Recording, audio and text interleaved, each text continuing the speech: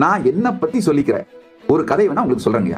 ஒரு நாய் அண்ணாமலையார் கிளம்பி வர்ற அந்த அழகு பிடிச்சி போனதுனாலேயோ ஏதோ ஒரு காரணத்துல அந்த கோயிலையே சுத்தி சுத்தி வந்துட்டு இருந்துச்சு.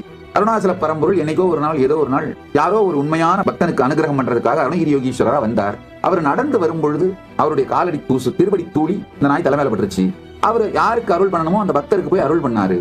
இந்த நாய் அந்த பக்தருக்கு அருள் பண்றதை பார்த்துட்டு அந்த பக்தர் காலடியிலையும் விழுந்து அவருடைய திருவடி தூளியையும் வாங்கிடுச்சு.